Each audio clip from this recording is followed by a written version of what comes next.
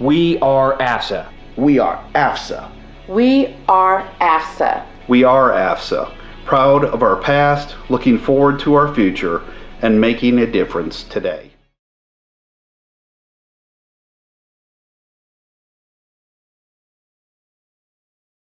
Good morning, everybody. My name is Chief Master Sergeant Phillip P. Leonard. I work here in headquarters A310 as the MFM MAGCOM Functional Manager for all career enlisted aviators assigned to the command. So if you're wearing wings as an enlisted aviator, I'll be your functional manager. 26 years in the Air Force. I came in July of 1991, so just over my 26-year mark. Emigrated here from Dublin, Ireland. Married. My wife's from San Francisco, from the Bay Area, and two sons aged 9 and 10.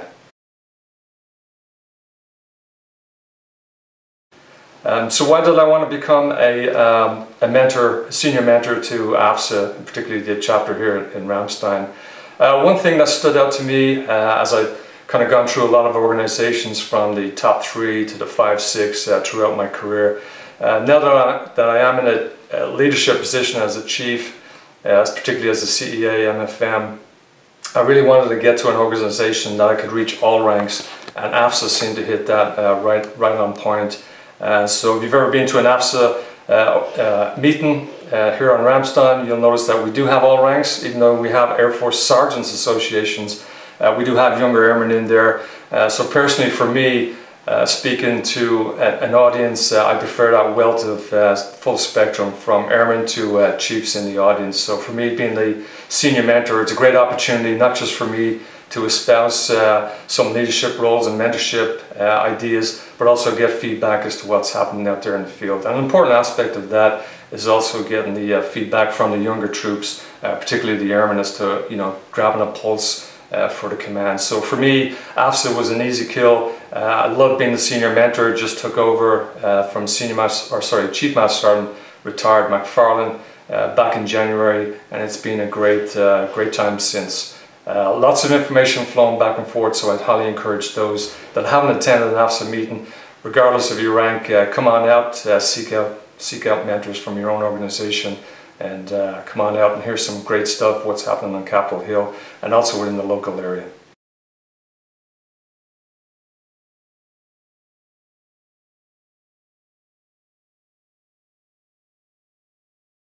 Okay, so great question. So servant leadership, yes indeed, we're hearing it around the Air Force, and not just the Air Force but the military these days quite a lot, particularly from great speeches from Chief Wright, our new Chief Master Sergeant of the Air Force. So servant leadership, when you think about it, really you've got two words there, servant and leadership, really when you think about it, in conflict with each other. When we talk about servants, service or servant, we normally seek a lower level subordinate that's doing a job in service to somebody at a higher level in the pyramid. When we talk about leadership, we normally typically think of somebody higher ranking, maybe your division boss or your squadron commander or your squadron superintendent, somebody of that nature, leadership. So to have those two terms together, servant leadership, seems to be kind of in conflict, like I said. But really when we break it down, servant leadership to me especially, it's just a role, a set of practices put in motion that we all should set in motion as members of this great Air Force. Many things to think about. Servant leadership is not putting yourself first. Ideally, me personally, did I come into the Air Force to become a Chief Master Sergeant? No, I didn't. I didn't carry my duties out during the day with that long-term goal in mind. What I did do was own my job, know my job, be a professional, and looked after my people as I came up in rank. And that's the servant portion of it. And as I gained rank, that leadership portion, again, I'm not the leader with a one-way direction. I am the servant to my subordinates also, and also to my senior leadership team. So for officers, especially as a Chief Master Sergeant or as a senior NCO, it's more critical even nowadays for you to be out there and also mentoring your officers. So you're a servant to them and also to your subordinates. And only through that roles or set of practices can we make the Air Force, sustain the Air Force as a great fighting force. for us. Ideally, we all should be empowered to be developed, to lead, to make decisions. And if you don't have that servant portion to your leadership aspect or role, you're going to fail. And not only that, you're going to hurt your folks coming behind you. So for the servant leadership, it's every day, it's 24/7. You should be not having that one-way direction where folks are coming to you with information and supplying you with the good things on duty, but also you should be looking to see how am I developing my peers, my subordinates, my squadron commanders. I'm their servant, and as a whole, the nature of the business that we are in as an Air Force, as a military, is definitely a servant to the nation.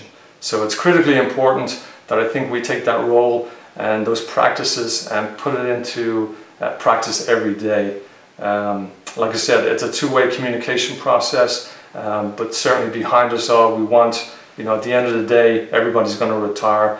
At the end of the day, we want to defend the nation, and we can't do that on a long-term basis if we don't develop our airmen and be their leaders and their servant at the same time.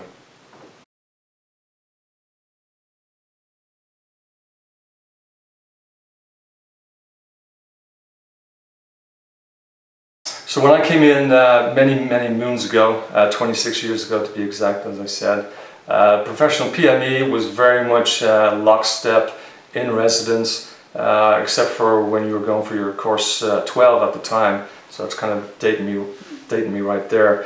But of course things change, technology changes, our Air Force has changed from when I first came in. We're a lot more technologically advanced. We're expecting enlisted folks to do a lot more with their brain cells than we did certainly when I came in 1991. A good example of this is our enlisted pilot for RPAs that just came online in the past year. Now we have enlisted pilots wearing rated wings, flying RPAs. This was unheard of back only 5-6 years ago. So development is key. The EPME, we've seen a lot of changes, especially with the introduction of Chief Master Sergeant Wright, of his laydown as the way we move forward. Continuing education, it's got to be there. We all hit milestones as airmen, NCOs, senior NCOs, as chiefs, and along that our education needs to develop on par with the level of responsibilities that we have. And I think what we have, what we've seen with the rollback of some of the EPME ideas from the previous chief, now to Chief Wright's vision going forward, I think these are all good, solid milestones. I think it gives individuals, particularly our younger staff sergeants and our younger techs, time to not only get proficient on the job, be that technical expert that we want them to be, but also have time to supervise, have family time, and get their EPME done at the same time without any negative factors hanging over their head. So I think we've made great strides in the past 6 months with Chief Wright's vision on that. As far as continuing education, we've got to remember also it's not just the EPME portion. Sure, as Air Force professionals, as military professionals, we need those professional development modules at certain aspects in our certain milestones during our career. And that's so we can effectively supervise and lead within the unit, within the squadron. But also you have other aspects to it that the Air Force is not going to supply, and that's your own personal development. And I would urge everybody out there, from airman to chief, use your TA. It's a hard-fought lump of sum of money that AFSA in particular has fought hard on Capitol Hill to get and sustain. It was only a couple of years back that they were going to roll back TA to 75% for lack of usage. So I would urge all airmen out there, yes, we all know about our EPME and what we have to do wearing the uniform on the job, but do not forget your personal development. As I said earlier, we all leave the Air Force and the military as a career at some point, and it'd be a shame to leave the military without using that TA, and at least walking out the door as a minimum with your CCF and also your bachelor's if possible. And I know quite a few out there with masters that have been left with their GI Bill left over for their families. So don't forget the personal development, it's key. It does play a big role. It's not just a resume builder, certainly can help you on the job. And I will say boards do look to that for your personal development as to are you not only meeting your PME blocks, but also are you pursuing personal development, education on the outside also.